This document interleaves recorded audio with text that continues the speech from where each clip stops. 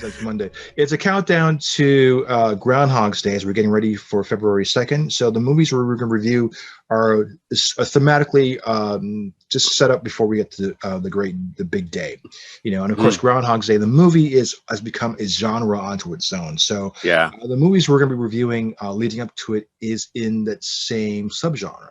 So our first movie is Boss Level. It came out in 2021. It's a runtime of 94 minutes. It's described as an action mystery sci-fi movie. Yeah. It's directed by Joe Carnahan, who's done a lot of great things, which I'll get into a little later on. And it stars Frank Grillo. People will know him mostly as Crossbones from the Avengers movie. But Evie, what were your overall impressions of this film? Overall, it was really, really good. I didn't expect to see the level of violence in it. Getting shot. Him getting killed several times. Getting stepped on. Him going through the bus window. Him firing like guns and everything like that. But what surprised me was the little boy in it. I didn't even think that they'd have a little boy in that movie. It was really, really good though, and the ending, like it was good too. I won't spoil it for anybody, but I'm thinking, wow, what he did, like was good. And at the end, how it was kind of a sad ending, like at the end, with them still both in the movie. I really liked it, actually. I really liked it. It wasn't as bad as I thought it would be. Okay. What's your... Well, okay, I'll be honest with you. The ending, I hated. I hate it. I hated that ending. The whole movie this movie would have been like a 10 out of 10, but the ending, because like a movie like A History of Violence, where the ending stops and it doesn't give you like a completed answer. It involves the audience to fill in the blanks or make up your ending as you go along, whatever your interpretation is. This movie, its ending was it's an incomplete thought, and I thought that unnerved me. So I wanted to, because there was nothing in it to explain. No one, even none of the characters will know how it will unfold. Yeah, and, exactly. And as us as the audience, we don't know what is going to happen either. And it was like, it kind of, I didn't like it. That didn't sit well with me.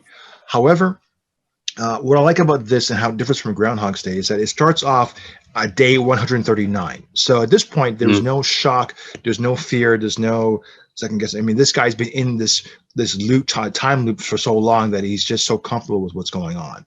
And then at this point, he knows, like he expects to die, like he's used to it now, and he knows the limits of everything. And what's kind of cool is at this point too, he's a narrator. So his character's name is Ray Pulver. He's a retired special ops guy.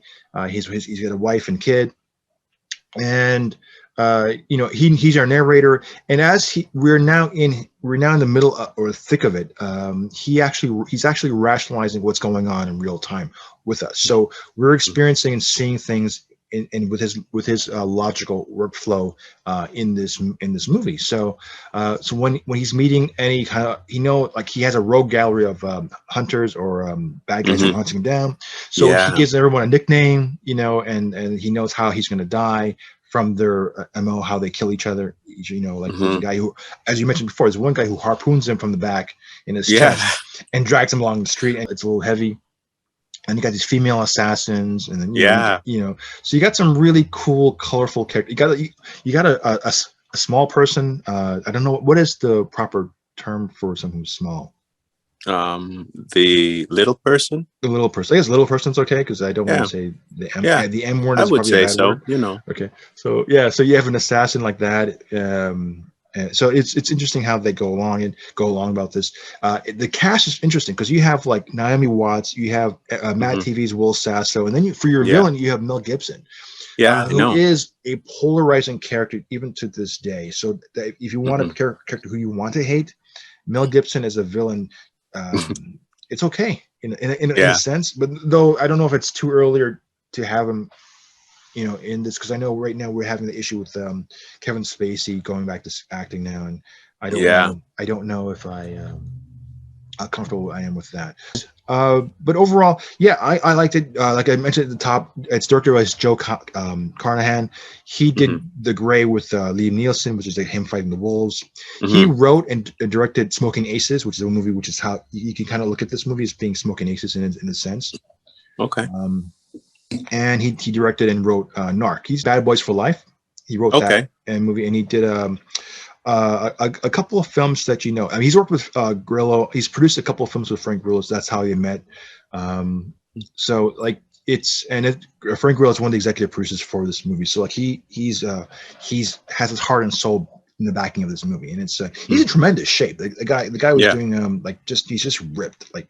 I know it. So it's phenomenal.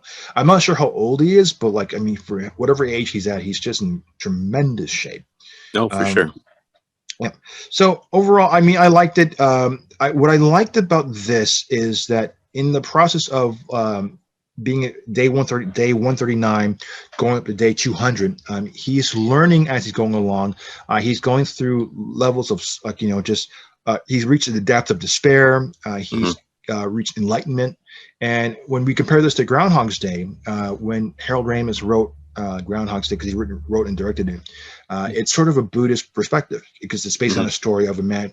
Bill Murray's character was a guy who's lived 500 lifetimes. Yeah. And in Buddhist faith, once you live that length, you've ascended to a certain level of enlightenment, because his Okay. ego's checked the door. He's a better person because he's Mm. lived like he's killed himself so many times that he's just, and since he can't die, like it's just, you have to ascend from where you are. Mm. you know Okay. so he and then the idea of him going through all the trial and errors and then feeling despair and getting killed and allowing himself to die and then taking Hmm. action for it and then moving Yeah. forward and then reuniting with his son and learning all these little life lessons Hmm. to be a better person, Mm. and then taking the time, it's usually called smelling the roses sort of thing. That was really cool. Mm.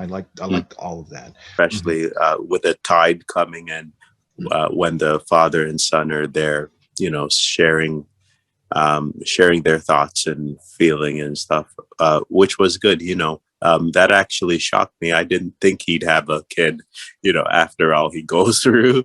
So Okay. good. All right. So with that, I am Ray. And I'm happy. We'll talk to you later. Take